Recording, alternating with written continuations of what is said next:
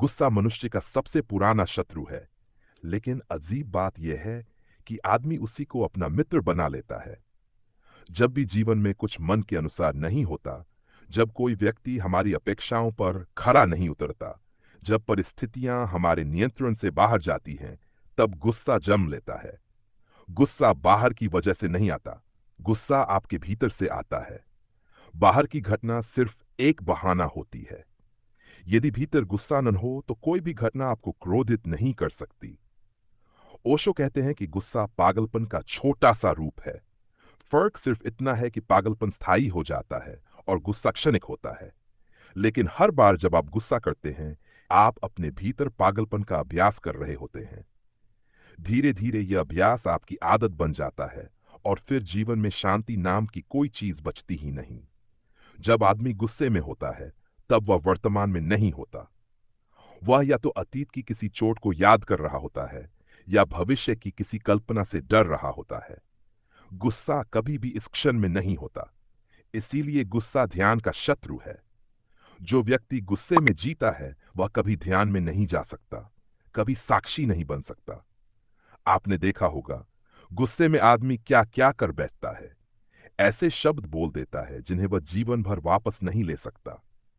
ऐसे निर्णय ले लेता है जिनकी कीमत उसे सालों तक चुकानी पड़ती है। गुस्से में किया गया हर कर्म बाद में पछतावे में बदल जाता है, लेकिन तब बहुत देर हो चुकी होती है। गुस्सा सिर्फ दूसरों को नहीं जलाता, सबसे पहले वह आपको जलाता है। ये आग भीतर से उठती है और सबसे पहले आपके ही मन, आपके ही शरीर को नुकसान पहुंचाती है। विज्ञान भी कहता है कि गुस्से में शरीर में जहर पैदा होता है। वही जहर धीरे धीरे बीमारियों का रूप ले लेता है। उच्च रक्तचाप, हृदय रोग, नींद की कमी, तनाव, इन सब की जड़ में कहीं न कहीं दबा हुआ या प्रकट गुस्सा होता है। ओशो कहते हैं, जो व्यक्ति गुस्से में है वह गुलाम है।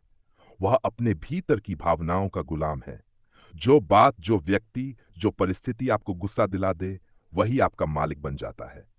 सोचिए, क्या आप सच में किसी और को इतनी ताकत देना चाहते हैं कि वह आपके मन की शांति छीन ले? गुस्से की सबसे बड़ी चालाकी यह है कि वह खुद को सही साबित करता है।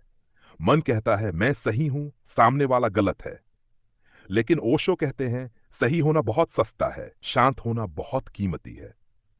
आप सही होकर भी अपना जीवन नर्क बना सकते हैं और गलत होकर भी शांत रहकर स्वर्ग में जी सकते हैं।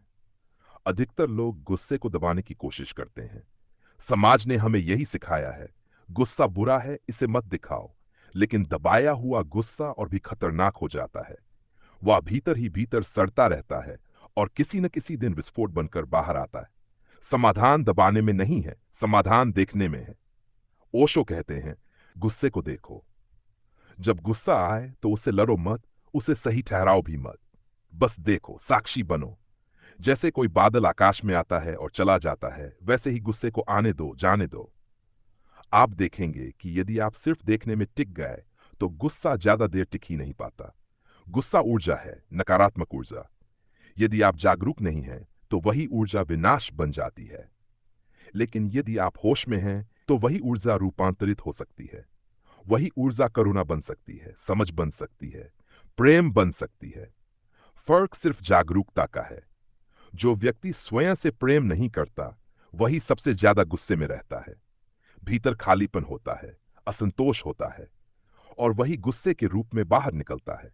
जो व्यक्ति स्वयं को स्वीकार कर लेता है, उसे दुनिया से लड़ने की जरूरत ही नहीं रहती। वह जानता है कि हर व्यक्ति अपनी समझ के अनुसार जी रहा है। ओशो कहते हैं, यह अपेक्षाएं ही गुस्से की असली जड़ हैं। आप चाहते हैं कि लोग आपके अनुसार चले, आपकी सोच के अनुसार बोले, आपकी कल्पना के अनुसार व्यवहार करे।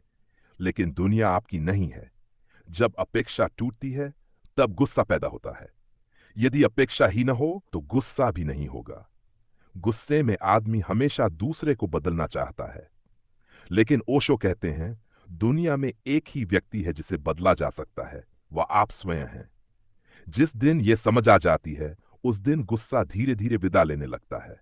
ध्यान रखिए, गुस्सा कमजोरी का संकेत है, ताकत का नहीं। सच में मजबूत वही है जो अपमान में भी शांत रह सके, असफलता में भी संतुलित रह सके और विरोध में भी मुस्कुरा सके। यह मुस्कान नकली नहीं होती, यह भीतर की समझ से आती है। जब भी गुस्सा आए थोड़ी देर रुक जाइए। प्रतिक्रिया मत दीजिए। प्रतिक्रिया गुस्से की भाषा है, उत्तर जागरूकता की भाषा है। प्रतिक्रिया अंधी होती है, उत्तर में आंखें होती हैं। यदि आप 10 सेकंड भी रुक गए तो आप पाएंगे कि गुस्से की तीव्रता कम होने लगी है। जीवन में जो भी सुंदर है, प्रेम, मित्रता, विश्वास, शांति, ये सब गुस्से की आग में जल जाते हैं और फिर आदमी अकेला रह जाता है। बाहर लोग होते हैं, लेकिन भीतर एक गहरी वीरानी होती है। ये वीरानी ही जीवन की असली बर्बादी है। ओशो कहते हैं, गुस्सा छोड़ना कोई नैतिकता नहीं है, ये बुद्धिमानी है। आप किसी और के लिए नहीं, अपने लिए गुस्सा छोड़ते हैं। आप अपने भीतर के स्वर्ग को बचाने के लिए गुस्सा छोड़ते हैं। जिस दिन आप ये समझ लेंगे कि गुस्सा आपको कुछ भी नहीं देता, सिर्फ छीनता है, उसी दिन गुस्से की पकड़ ढीली पड़ने लगेगी। वह दिन आपके जीवन में एक नया मोड़ होगा, क्योंकि उस दिन आप पहली बार अपने मन के मालिक बनेंगे, उसके गुलाम नहीं। याद रखिए, गुस्सा आपको ताकतवर नहीं बनाता, यह आपको अंधा बनाता है। और अंधे लोग चाहे जितनी तेजी से दौड़े, अंततः दीवार से टकराते ही हैं। जागरूक व्यक्ति धीरे चलता है, लेकिन सही दिशा में चलता है। वही जीवन में सच में आगे बढ़ता है।